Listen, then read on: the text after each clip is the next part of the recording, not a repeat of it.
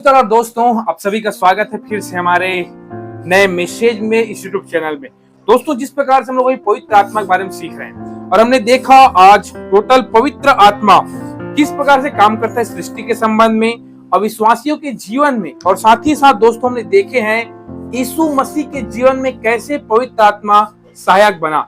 आज हम देखते हैं दोस्तों विश्वासियों के संबंध में। एक विश्वासी है आप और हम, तो हमारे जीवन में पवित्र आत्मा किस प्रकार से कार्य करता है क्या आप जानना चाहते हैं? तो मैं आज आपके साथ 40 ऐसे बातें शेयर करने जा रहा हूं जो हम लोग लिए हैं क्रिश्चियन वर्कर्स मैनुअल बुक से हम लोग लिए हैं दोस्तों। और साथ ही साथ इसको बताना चाहूंगा, इसका लेखक है H.S.R. मिलर ने इसको तैयार किया है। और साथ ही साथ हम इसमें देखेंगे कि पवित्र बाइबल के वचन के द्वारा विश्वासियों के जीवन में पवित्र आत्मा कैसे कार्य करता है। सो पहला देखते हैं दोस्तों, रोमियो 8 अध्याय 16 और 17 पद को पढ़ेंगे। वह विश्वासी को पुत्रत्व का निश्चय दिलाता है और उसे पुत्र के समान बना देता है। जब आप प्रभु यीशु मसीह विश्वास करते हैं तो सबसे बड़ी बात दोस्तों, आप प्रभु यीशु मसीह के पुत्र बन जाते हैं। दूसरा हम देखते हैं, दूसरा कुरिन्थी 1 अध्याय उसके 22 पद में लिखा है, वह विश्वासी पर धरोहर के रूप में या भविष्य की महिमा के लिए बनाए की छाप लगा देता है। अर्थात आप जैसे विश्वास करते हैं, पवित्र आत्मा आपके जीवन में एक छाप बन जाता है और आपके साथ पवित्र आत्मा रहता है। तीसरा है दोस्तों, वह विश्वासियों को स्वयं से भरपूर कर देता है और उसे विजय जीवन प्रदान करता है। प्रेरितों काम 1 अध्याय 4 और 8 में लिखा है कि किस प्रकार से विश्वासियों को पवित्र आत्मा विजय जीवन देता है और विजय उसको हर एक कार्यों में बना देता है। पांचवा हम देखते हैं, दूसरा थिस्सलुनीकियों 2 अध्याय 13 पद, पहला पत्रस उसके 1 अध्याय 2 पद में लिखा है, वह विश्वासी को शुद्ध करता है, उसे पवित्रता में अलग रखता है। दोस्तों, ये पवित्र आत्मा एक विश्वासी के जीवन में काम करता है। किस प्रकार से पवित्र आत्मा जो है विश्वासी को अलग करता है अशुद्धता से और उसको लगातार शुद्ध रखता है।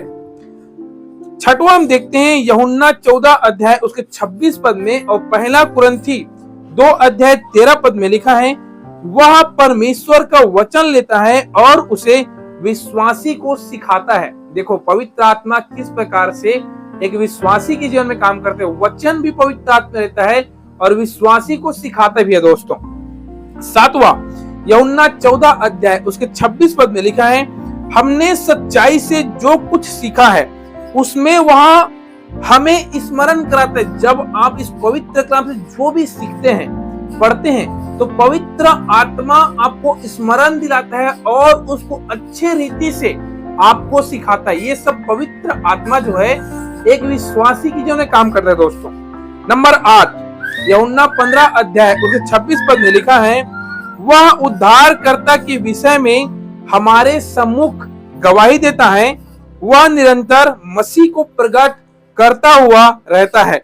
दोस्तों, परमेश्वर का वचन कहता है कि पवित्र आत्मा हमारी गवाही देता है कि किस प्रकार से हम पहले थे और अब कैसे हैं, और लोगों के बीच में वह क्या करता है, निरंतर हमारी गवाही देता है। नंबर 9, यूहन्ना 16 अध्याय उसके 13 पद में लिखा है, वह समस्त सत्य में विश्वासी का मार्गदर्शन करता है। दोस्तों, यहाँ पे देखते हैं कि परमेश्वर हमारा मार्गदर्शन करता है, पवित्र आत्मा मार्गदर्शन करता है और वह जो भी हम भूल चूक हो जाता है उससे हमें क्षमा करके उस सही रास्ते पे हमें लाता है।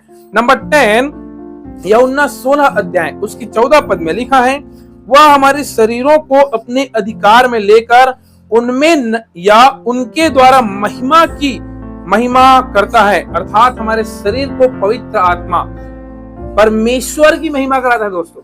वो पवित्र आत्मा जो है आपके शरीर को ले लेता है और उस पे अधिकार करके परमेश्वर की महिमा आपके जीवन से वो कराता है। नंबर 11, यूहन्ना 16 अध्याय उसके 14 पद में लिखा है, वह मसीह के आत्मिक बातें लेकर उनको हम पर प्रकट करता है। मसीह के जो भेद भरी बातें हैं उसको लेकर एक विश्वासी के जीवन में वो लाता है। सबसे महत्वपूर्ण बात दोस्तों, जिसको हम लोग यहेजकेल 36 अध्याय 127 में देखते हैं, वह दुर्बलता के समय हमें परमेश्वर की आज्ञा पालन करने की शक्ति प्रदान करता है और हमें बल देता है। 12 नंबर में हम देखते हैं, वह जब हम दुर्बल रहते हैं, निर्बल रहते हैं, तो वह परमेश्वर की आज्ञा का पालन हम कर सके, है ना, उसके लिए शक्ति प्रदान करता है ताकि हम अच्छे से परमेश्वर की आज्ञा क्या कर सके, पालन कर सके, और वह हमें बल भी देता है दोस्तों। और 13 नंबर में देखते हैं, पहला पत्रस 1 अध्याय उसके 22 पद में लिखा है, वह मूल्य चुकाने का ध्यान किए बिना विश्वासी को सत्य का पालन करने के लिए शक्ति देता है। यहाँ पे देखते हैं पहला पत्रस 1 अध्याय उसके 22 पद में इस बात को देखते हैं। 14 नंबर, वह विश्वासी को पाप और मृत्यु की व्यवस्था से छुटकारा देता है। रोमियो 8 अध्याय उसके 2 पद में बात को लिखा है। 15 नंबर, वह दुर्बल विश्वासी को अपने अधिकार में लेकर उसमें धार्मिकता की व्यवस्था पूर्ण करता है।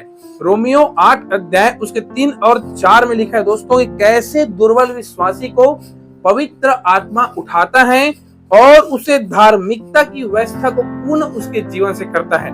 सो प्रभु आशीष दे दोस्तों, जय मसीह की, गॉड ब्लेस यू।